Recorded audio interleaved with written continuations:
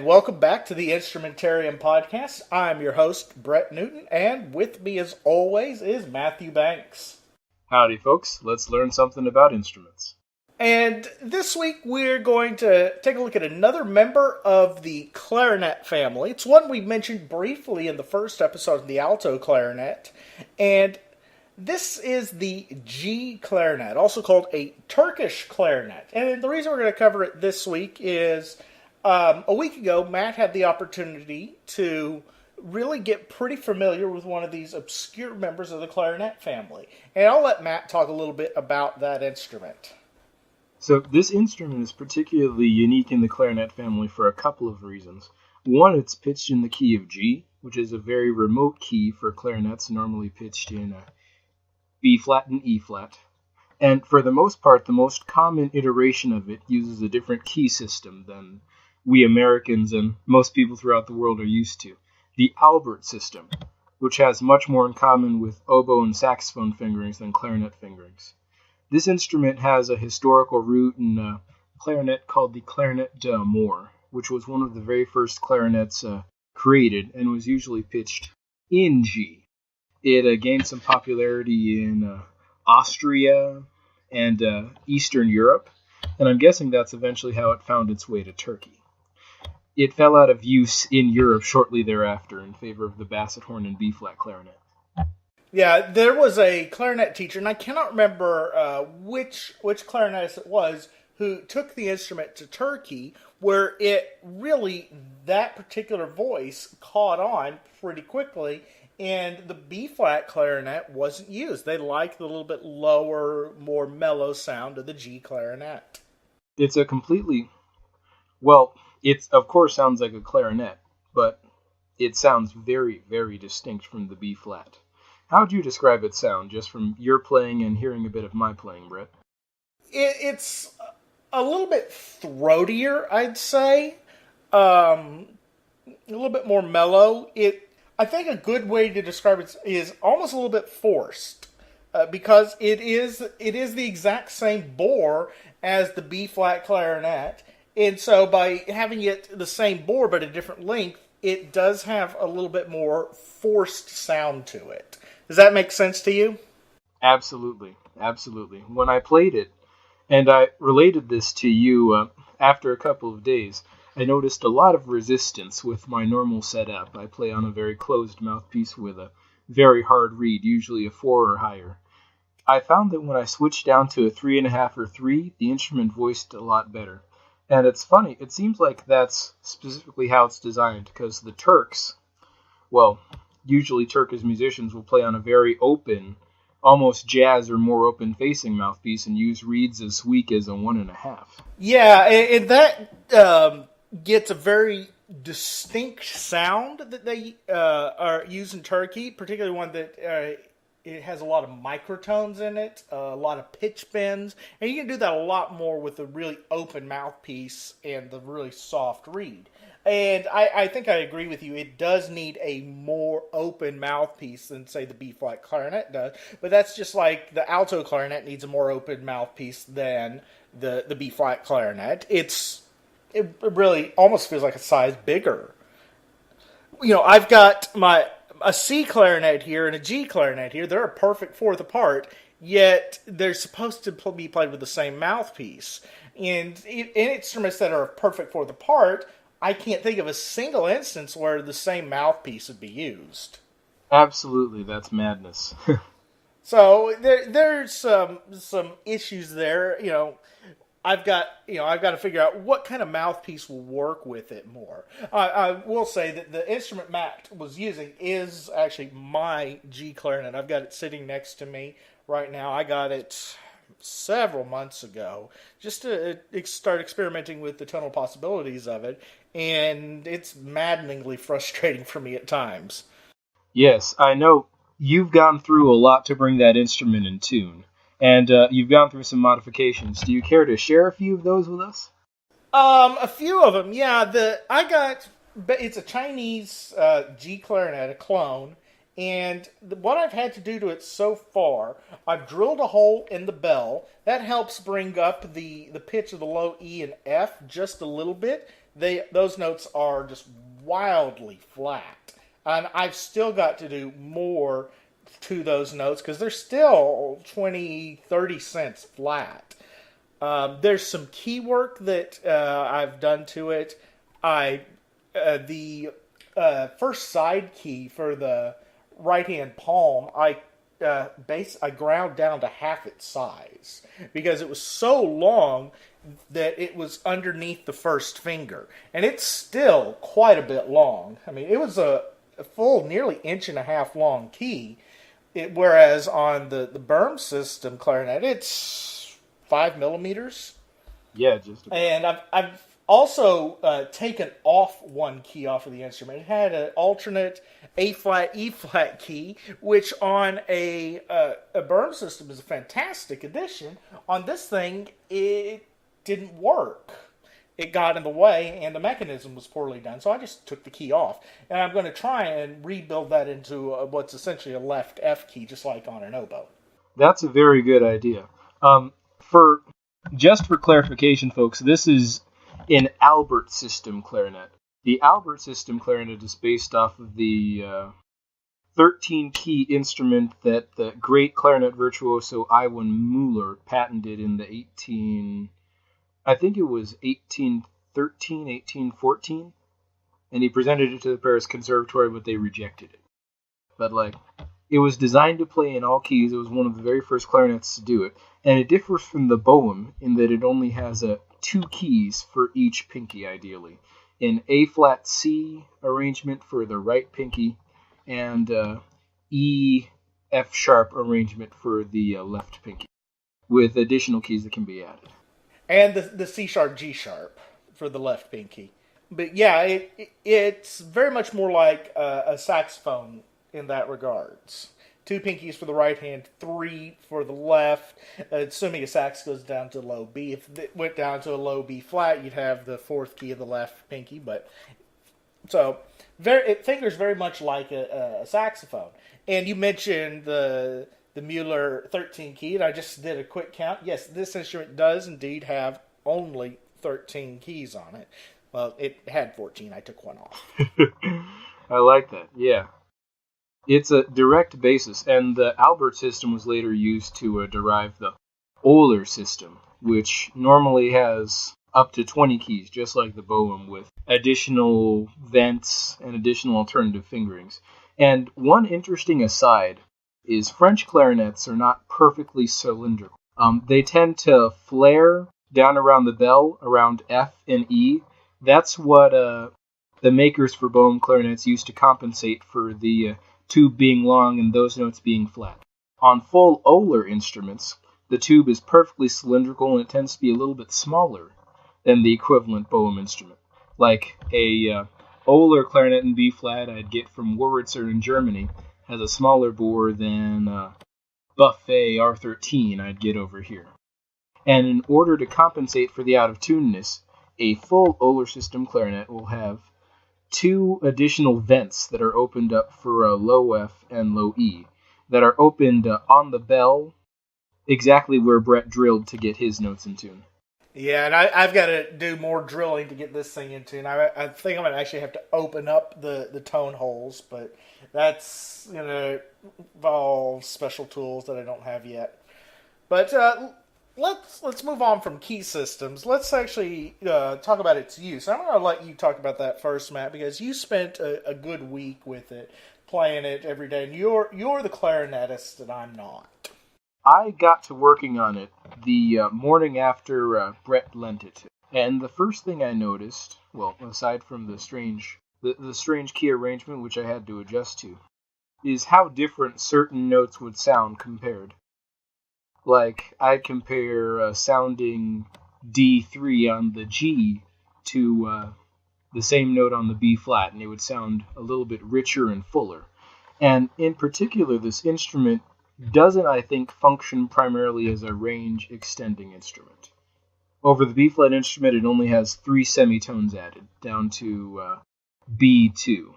But its primary attraction is in its clarino register, where it just sounds extremely sweet.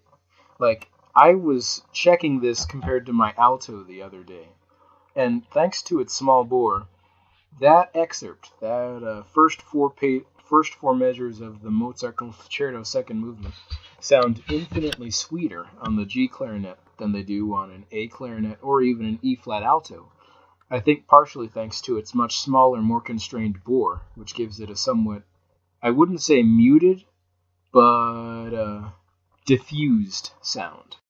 And interesting that you bring up the Mozart is that Mozart originally sketched the clarinet concerto for the G clarinet, and at some point during the composition process, he moved over to the A clarinet.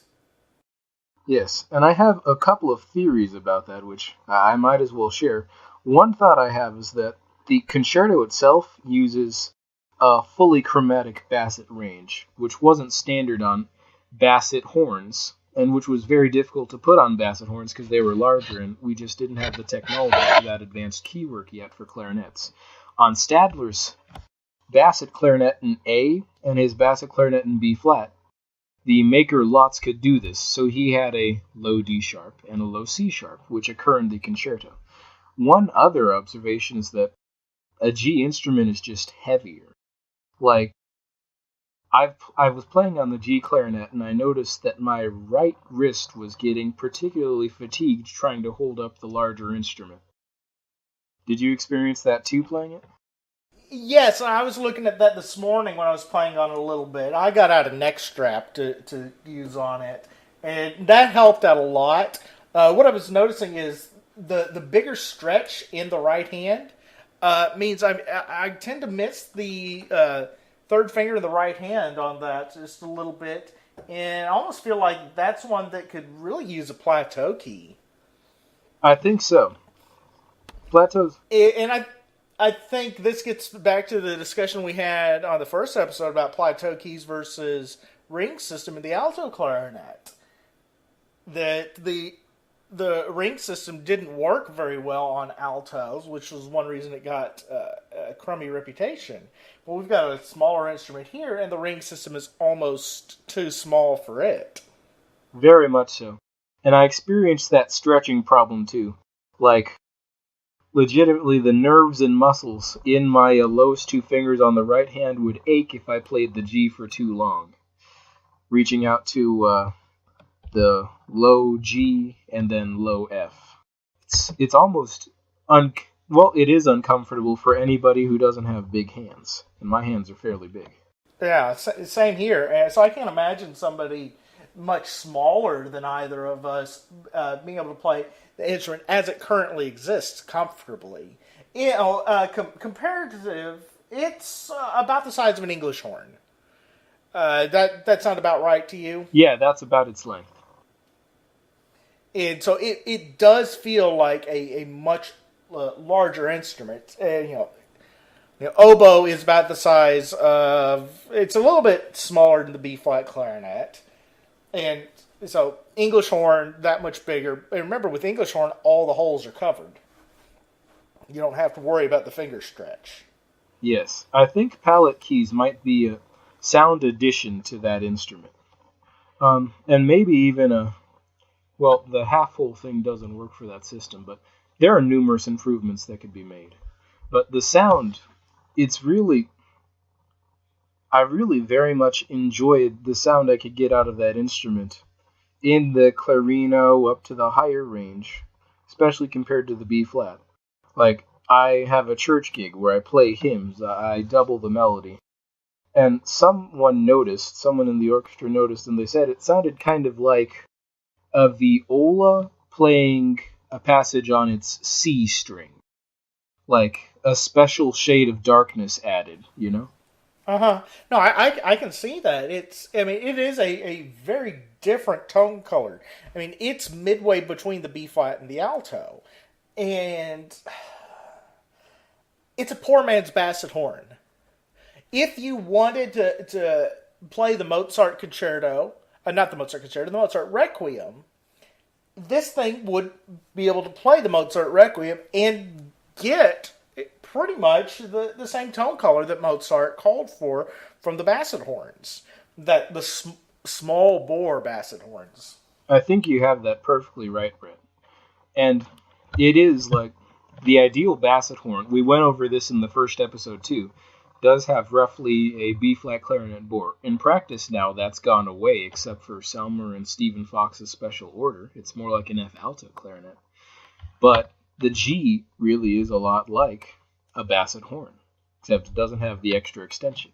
But for the Mozart Requiem, you don't need that extension. It doesn't go down into the basset notes. It stays up in the clarino for most of the piece. So if you don't have access to basset horns, which are $8,000 to $10,000 each, Oh yeah, meaning the Mozart Requiem is an expensive piece to put on, you can get an alto clarinet and a G clarinet and cover the part, or two G clarinets and cover the part for a fraction of the price. I'd also like to observe that the instruments is, it's just sweeter. Like, the term they originally used in the 18th century, the clarinet d'amour, really, I think, fits that instrument's key and its sound. I kind of agree there, because the instrument that we normally associate with the term d'amore is the oboe d'amore, and oboe d'amore is pitched a third below the standard oboe. Well, the G clarinet is pitched a third below the standard B-flat clarinet. So we go from B-flat to G, whereas oboe you go C to A. Same relationship there. It's a little bit sweeter sound. To a normal clarinet section, you note this in your blog, but it seems like a perfect third clarinet instrument, because it can cover the range of a normal third clarinet part. It has a couple of extra low notes added, and frankly, I prefer its sound in that register to a normal clarinet playing in its chalumeau. It's the same experience I have when, like, an alto clarinet plays a third clarinet really low part. Because making the third do it is like trying to have a really strong tenor 2 sing baritone, if that makes any sense. Yeah, I think so. It's essentially that. And I think with having the third clarinet part played by the G clarinet, you elevate the role of the third clarinets up a step. And so this is not something you would ever do in a school situation. This is only professional. What I call in the upcoming textbook an artistic ensemble. The third clarinets now take over the role as being first clarinets in a new section. Very much so. That's brilliant. So it's a psychological difference for the players. It's a new timbral addition as well. There's something wrong with giving third clarinets all the simple parts, labeling them third clarinets, because in the high school band world, those players are the least interested players in the whole woodwind section, Speaking of third clarinets, for one of the chapters I'm working on in the upcoming textbook, I was doing a chapter on transcribing works from choir to band. And in particular, I was working on a Bruckner motet, Locus Iste. And what I was finding with doing that kind of transcription is third clarinets to me seemed at times almost useless. Particularly because I was making sure I used an alto in there to show alto scoring a little bit. But I would be perfectly happy with a section of clarinets of two B-flats, alto, and a bass. Yes, and I think the whole third clarinet idea emerged, as the alto clarinet faded out, or as they just stopped using it less, as compensation. No, because multiple clarinet parts goes back way before the demise of the alto clarinet. So you could see that back in 1800s, you'll have 3 clarinet parts easily, if not more. But I do notice that redundancy, just reaching over, I have the score to Alfred Reed's Armenian Dances handy. And, there aren't very many independent third parts. And all of the third parts are in a better range for the doubling alto clarinet, where it would provide a lot more strength. Yes, just as you were saying, the third clarinet is kind of redundant when you want to write for a strong alto clarinet part. And chances are that it's harder to think and write for 5 independent voices. I was reading my copy of Frank Erickson's orchestration for band book. It's from the 80s. And he touches on this idea a little bit. When scoring a chorale for a woodwind ensemble, it's always in 4 parts, and he always gives them out to first clarinet, second clarinet, third clarinet, and then bass. And when he uses an alto, he doubles it on one of the others, but he never gives it an independent line. Does that make sense?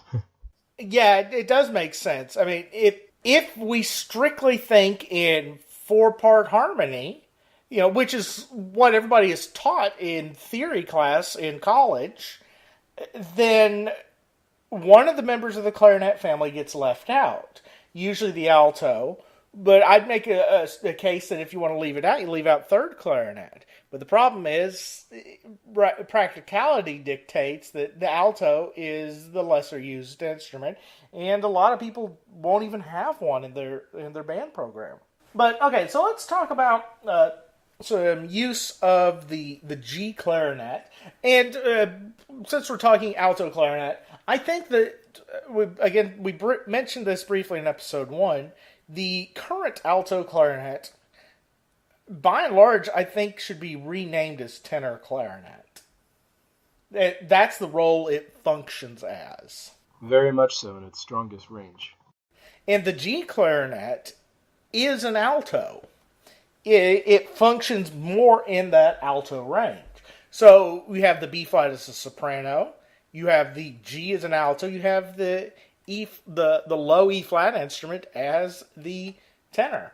And then you've got the bass. You got soprano, alto, tenor, bass, and it functions quite well in that regard. That sounds like a brilliant scoring alternative. There'd be a lot of color in that group, much more than 3 B flats and a bass. Right. And that I think is something that composers could use. I don't know if there's a lot of composers that brave to do it, though. For maybe a clarinet ensemble, but for a larger ensemble work, I doubt it ever would get done. Have you ever, in the literature, ever seen a part for a G clarinet, or even heard of one? I've never seen one, and I've only heard of one through some research. There's an Alfred Rice book, From Clarinet d'Amour to Contrabass. You probably have the book yourself.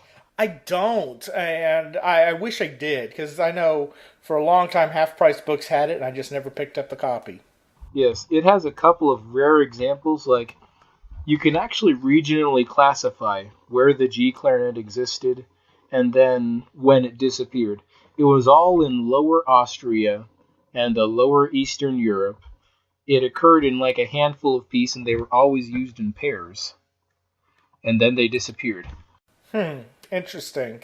And when they were used, they weren't used for the Chalumeau register, which is odd because it can basically double a viola perfectly. But they were used up in the clarino register, kind of like how Mozart used basset horns at their best. That makes sense. I mean, that's the clarino range is where the clarinet gets its name, the little trumpet. That range was more used back then. You didn't see as much classical era stuff in the Chalumeau. Very much so. And in fact, you note this in your extending the woodwind section. The clarinet extends to low E purely as a compromise to be a fully chromatic instrument. That's the lowest note it has to be, unless you want to add one more throat tone of a G, which is going to make crossing the break even harder, and you eliminate the low E. But yeah, that's the only time and place where the instruments were used until they were brought to Turkey. And then in Turkey, it became an ethnic instrument, essentially. I mean, that's how we would classify it. Yes, and in looking it up a little bit, Turkish clarinetists are kind of like rock stars were here 20 years ago. Like, there were Turkish clarinetist music videos. that are like rock and roll videos, you know. It's a very, very characteristic national instrument. And I wish I had this clarinet last year. The school I taught at last year was a Turkish school, and it would have been very interesting to talk to some of the Turkish teachers there about the music. But I never got the chance to. I never sat down and got the instrument. Where I was last year, I really couldn't do a lot of music playing. That's a shame, man. Though, as a quick aside about the instrument, the Albert system is used over a Boehm system G in Turkey because that system, by being more primitive, is much more flexible to microtones, pitch bendings, glissandos, and the like. Yeah, there's a lot more alternate fingerings you can do on it that will result in quarter tones and smaller intervals, particularly the throat tone register. That might be why the G sharp and A aren't linked. That could be intentional so that they have a microtone, because that's about how much it changed when I pointed out that problem. And that's the next project to fix on it. But let me talk a little bit about compositional possibilities. Right now, the big band piece I'm working on, Forest of Dreams, actually do have a part for G Clarinet in it. And I haven't written for it quite extensively yet. I just, haven't had the instrument in there. But the plans are to use it very much as an alto solo voice in there. It gets paired sometimes with the B flat clarinets, sometimes with as an upper part to the alto clarinets. Kind of as a bridge role, really. That's where it serves best in the clarinet ensemble. And I think, in addition to that band piece, the best way to introduce it slowly is to bring it into the clarinet ensemble. Like, big clarinet ensembles, when they're doing transcriptions, will use a pair of C clarinets to play original clarinet parts, because they're very distinct from the E flat and B flat instruments, you know? Yeah, and I've been noticing that since I got a C clarinet yesterday, and so we'll talk about C clarinet at some point as well, because that's another really excellent voice of the clarinet family. The G clarinet, I think, works perfectly as a mid-voiced solo instrument. There are some effects on strings that I particularly like.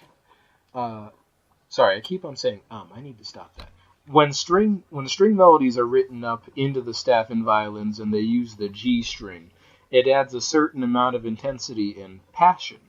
And the same thing happens when you write up into the alto clef and have the violas use the C string.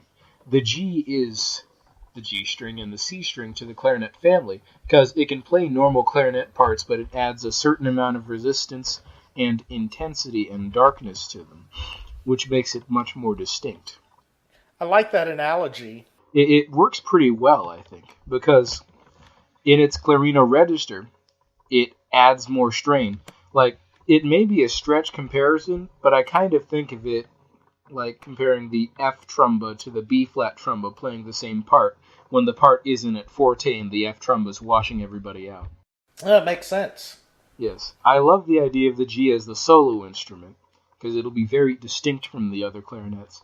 And I kind of think its best possibilities are mixing with other instruments, or doubling the very first clarinet part and adding that heaviness. Yeah, doubling first clarinet at the octave, or G clarinet and C clarinet together will give you an interesting combination. Oh yes. Do you have a C clarinet in for Forest of Dreams? Yes. So there is a C clarinet part, 3 B flats, 1 G. All right. Those could make an alternative soprano-alto pair to the B flat and E flat tenor. And that's some of the plan, too, is to have those to be a counterbalance to the B flats. The C's really chipper sound will contrast to... In fact, it's like the passage in the third movement of Berlioz' Symphonie Fantastique. The C can really be the oboe, and then the G can be the voice of the man calling out to the girl in the field, in that really beautiful contrapuntal part. That would be an interesting combination, wouldn't it? Go for it. I think that's a great idea. The G, in my mind, mixes particularly well with saxophones. Like, it can keep up with the tenor saxophone sound as long as the tenor saxophone is sensitive. It can keep up with the soprano and add a little bit of thickness to it too. I also think it'll work well with bassoons, but my favorite combination in my head is with English horn or low flute. I can definitely see it with the English horn. Yeah, that's what I almost call like the sweet and sour sauce mix. You've got the sweetness of the clarinet with the sourness of the oboe. And it works so much better with the lower voices of each. I think that the characteristic of the oboe being a little bit more brash than the English horn is also kind of common with the B flat clarinet and the instruments that move lower. Like, a B flat clarinet can kind of be harsh or dull at some times compared to the sound of the lower ones, which, even though clarinet in general can go from an infinite pianissimo to a forceful forte, aren't as harsh and don't blare as much, if that makes sense. Yeah, it makes sense. I know what you mean. But you hit on something else. The G clarinet with the low flutes and G clarinet added with bass flute, or as I always call it, the tenor flute. You've got two instruments in exactly the same range. They have essentially the same low note. Though the G clarinet could really bolster the bass flute lines. They can enter imperceptibly and just add to it. Make for an interesting effect there. Though I'd also like to note that the G in its present form, I did some experiments. The low E and low F, even though they're out of tune, can really ring. And they really carry very strongly. They almost blare. They don't, but they have a lot more strength than the rest of the instrument's lower register. Is that possible on the B flat clarinet to belt those bottom couple notes? On the B flat instrument, you can, but it starts to sound very hollow. It loses some of the upper overtones? Yes, it loses some of the upper overtones and it becomes very dull. I can see that. And I think part of that is the higher partials you get with the proportionately smaller bore. Agreed. Could you describe a little bit more about the partials and how they relate to bore for me? I don't think I can mathematically. In general, the smaller the bore, the more partials you'll get, the more upper overtones. The bigger the bore, the upper overtones kind of get canceled out. The G clarinet being the exact same bore as the B flat clarinet, it has a proportionately smaller bore. The G clarinet probably should have its bore enlarged by about a millimeter from the B flat clarinet. If B flat clarinet sits at 14.8, the G clarinet probably should be sitting at 15.5, but it still sits at the 14.8. And bore size really changes the character of these clarinets. So, due to extended circumstances, at the same church I played G clarinet with steel drums and other pitched percussion, and it matches very well with those instruments, especially the lowest notes of marimbas and steel drums, right around where the G clarinet's range ends. That make for definitely an interesting effect there. Would it be similar on the B flat clarinet, or is it something that was inherent with the G? It's something I think that's very inherent with the G. The normal B flat clarinet just has most of its strength in the clarino and upper registers, and when a B flat clarinet it's just not as strong in that shallow mo range as the lower clarinets are in their shallow mos. Makes sense. Yes. I also think the G will do well with horns. Like we were just talking about Strauss's doublings the other day. And G clarinet plus a solo horn, I think, will make for a very noble sound. with that the longer tube, it's going to have a more horn-like sound, and I think that's a really nice pairing there. Yes. And then my thought is, in my ideal clarinet section, I'm not sure if I'd want one or I would like two. Having a pair of instruments lets them demonstrate their unique tone color in somewhat of a complete unit. They can play harmonies together, they can play in octaves, but then as a solo instrument, it has a little bit more utility, just being the odd man out of the section. What would be your perfect clarinet ensemble? Perfect clarinet ensemble, I'd have one A-flat clarinetist who could alternate between A-flat and E-flat, so I could have two E-flats at a time. One E-flat, two Cs, probably two or four B-flats, two A's, two G's, two basset horns, then a lower group of a quartet of two E-flat tenors, two B-flat basses, then one contralto and one contrabass. So let's see, how many players is that? Two contras, four low quartet, four alto quartet, so that's 12. Six more, so 24. It's a big group. It could, of course, be smaller, but this group is skewed much more to the low end than most clarinet sections, where there's 14 to 18 B flats and two basses and a contra. Yeah, you've essentially got six altos, or four altos and two tenors, with the two G's, two F's, and two E flats. Yes. Now, in anything other than a professional group, tuning would be, of course, an issue. But among professionals, once they have good instruments, it's not a problem. And those instruments, the different sounds of the different notes, will make it more complex. Like there's an instance, I've been on a Strauss kick this last week, in Symphony Domestica, where he has the A clarinet and the first B-flat clarinet in unison, and it sounds much more complex because they're playing different notes, which sound different acoustically and merge together and make a different sound than just two B-flats playing together. Yeah, and Strauss does that a lot.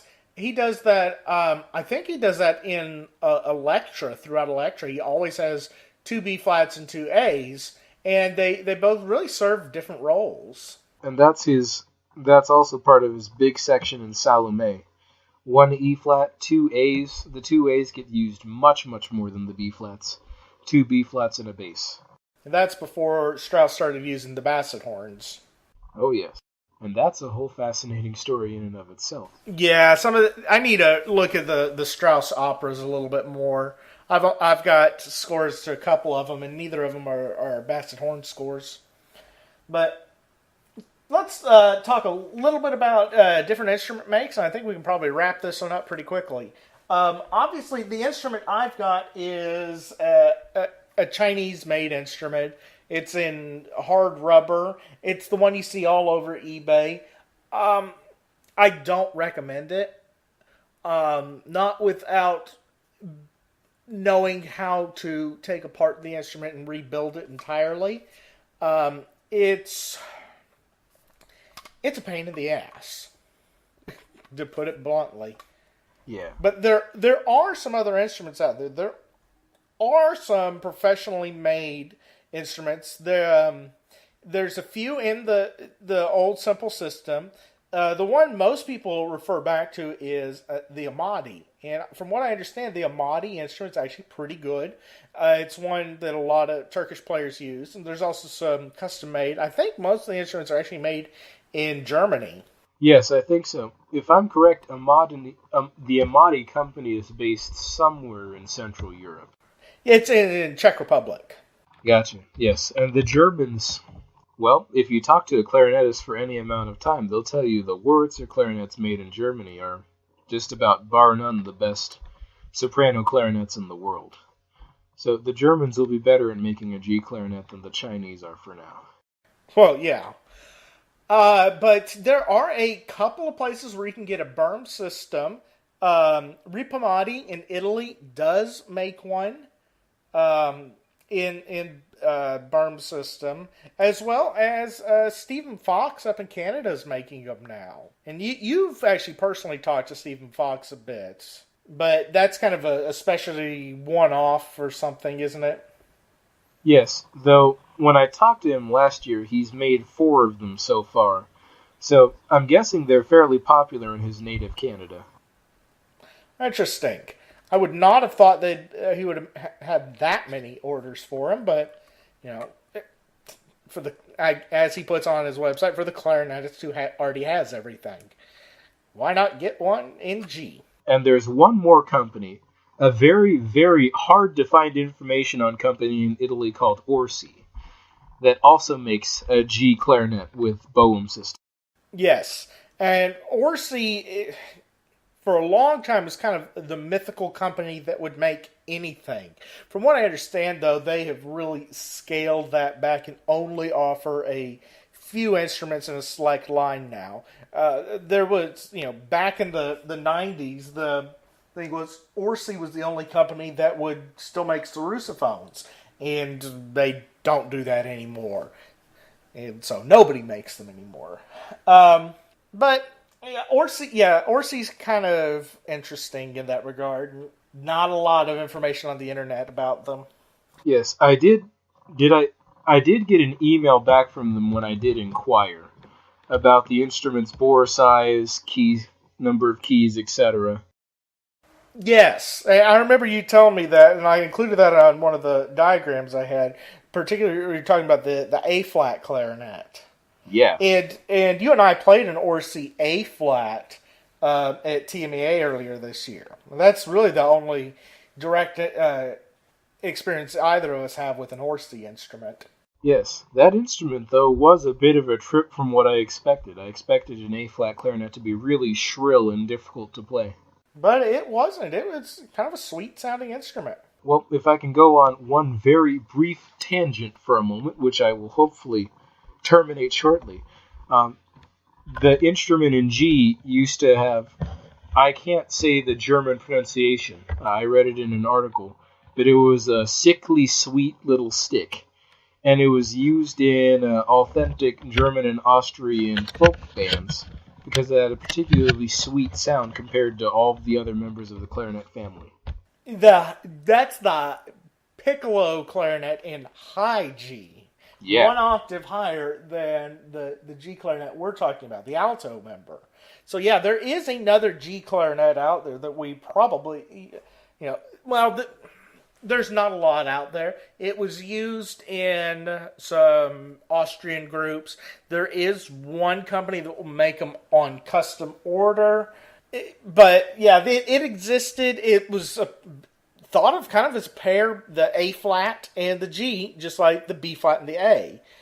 There's also some thinking that the A flat clarinet actually exists as what's essentially a high pitch, a 465 version of the G. I'm sorry. So a high pitch, half step higher than the G, which would make a little bit more sense why an A flat clarinet exists, because A flat's just a phenomenally weird key. Very much so. That predisposes you to play not very well in certain keys. Yeah, I have run across that in some transcriptions.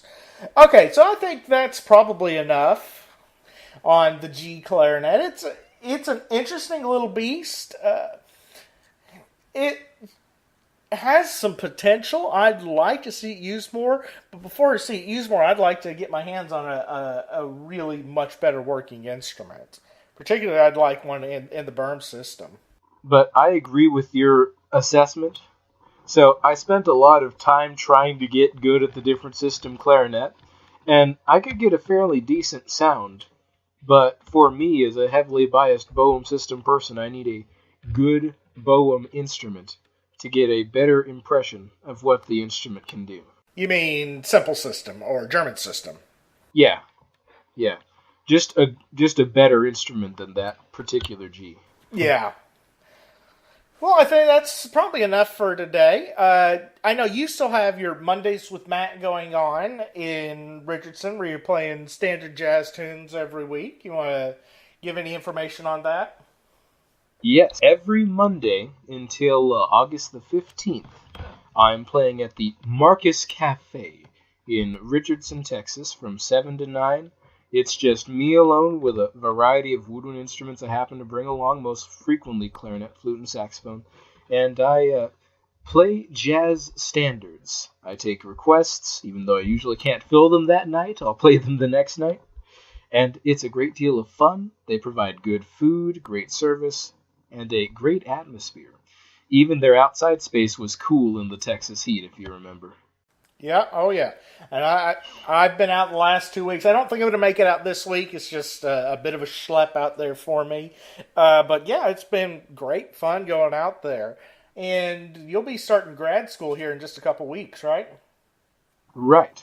I'll be going to Texas A&M Commerce to get a performance degree in multiple woodwind instruments in late August.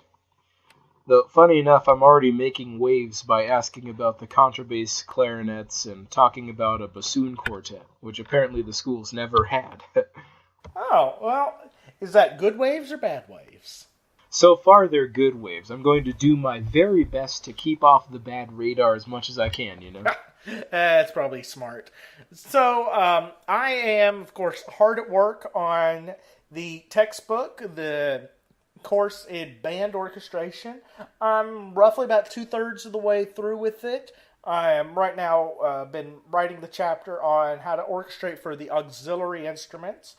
This week I've knocked out, I think, maybe close to 10 chapters on it. And I'm hoping I can have that done within the next probably 2 months. I've got somebody doing editing on it right now. And so hopefully that'll be off the ground soon. And you passed the 300-page mark, right? Yes, I passed the 300 pages on that yesterday sometime. Putting in some more score examples. And if you would want to support that out, and I highly encourage you to do this, I do have a GoFundMe page. It is linked to on bandistration.com. I think it's gofundme.com/bandistration. And any bit there helps. I've got all sorts of reward levels, and I've already had several people contribute to that. I'm about a sixth of the way to the goal there to get the whole thing done, and the closer I can get that, the sooner I can get it out. Fantastic. Support the GoFundMe. This is going to be an incredible landmark text, my friends.